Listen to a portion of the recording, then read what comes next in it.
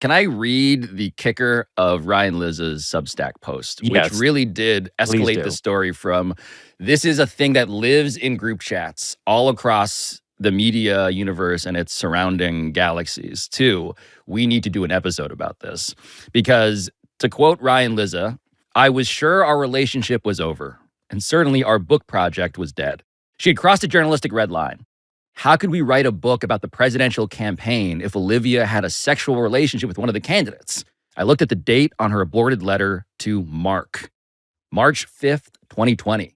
Just a few days ago, I called my agent. We have a big problem, I said. Olivia is sleeping with Mark Sanford. What a twist. He wrote this entire post as if it were revealing the behind-the-scenes story of the RFK affair, only to then have this last line twist that no, she had a different affair with a candidate for president that she was covering, and it is also just a horrible guy. Well, also named Mark Sanford. It's like it did have the feeling of like the post-credit scene of the Marvel movie, but instead of Thanos, it's Mark Sanford.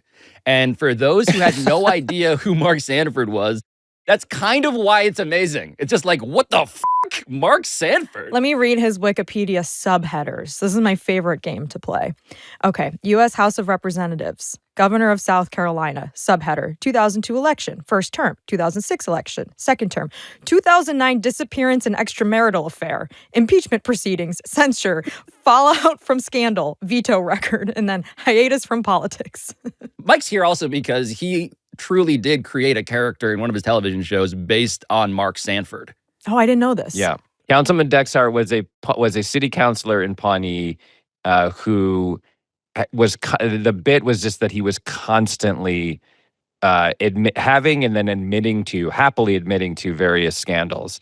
And it was based on Sanford. And with the first time you see him, he's giving a press conference where he talks about how he's apologizing for this and he's apologizing for that. I wasn't just having sex. I was making love to a beautiful woman and her boyfriend and a third person whose name I never learned. It was based entirely on Sanford, who at the time we thought was the funniest version of those guys because the lie was so outrageous. He was around for the entire run of the show, basically. I mean, that's a trustworthy man of God. But we cast that actor because he vaguely looked like Mark Sanford.